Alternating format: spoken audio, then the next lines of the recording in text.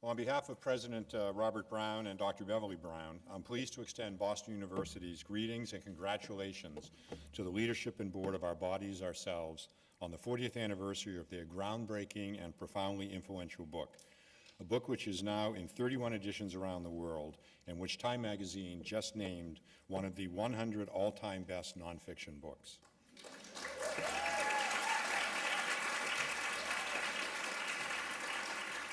I'm also pleased to extend Boston University's welcome to the honored guests who have traveled from across the country and all over the world to be present at today's anniversary symposium. Well, as you've heard, in 1969, 12 women got together to share knowledge and information about their bodies, sexualities, and relationships, and to talk about their experiences with health and the medical profession. That group, known as the Boston Women's Health Book Collective at the time, started the women's health movement as we know it today. They published a stapled newsprint booklet called Women and Their Bodies that sold for 75 cents. This publication, since renamed Our Bodies, Ourselves in 1971, suddenly placed women's health and sexuality in a radically new political and social context. When Our Bodies, Ourselves was published, it was incendiary. It was honest and stark, addressing fears and concerns that women had. It embraced women's thoughts and ideas about enjoying sex, controlling birth, having multiple sexual partners, and being lesbian. The book declared that women had the right and obligation to explore their health and sexuality without qualms and without shame. It profoundly influenced the relationship between women and their partners, between women and the medical establishment, and perhaps most importantly, between women and their own self-perceptions. Boston University School of Public Health is proud to have had a close and collegial relationship with Our Bodies, Ourselves since its very beginnings. Professor George Annis has had long and thoughtful conversations with the original members of the Women's Health Book Collective about law and women's rights to control their own bodies and health.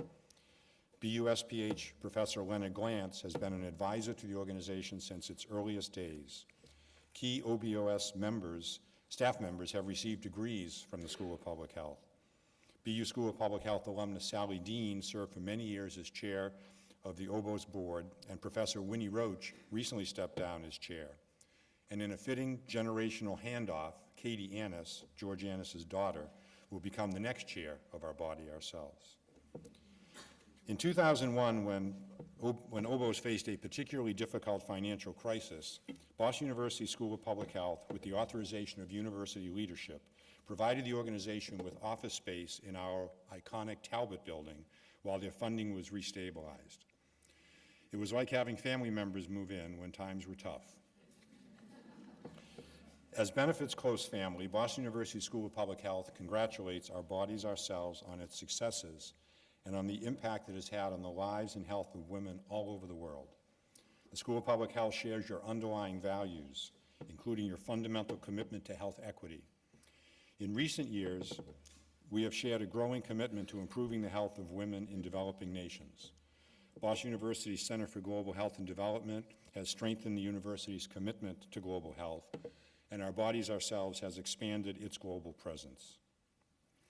OBOS and BUSPH have grown up together, and each has become a potent force for improving the public's health.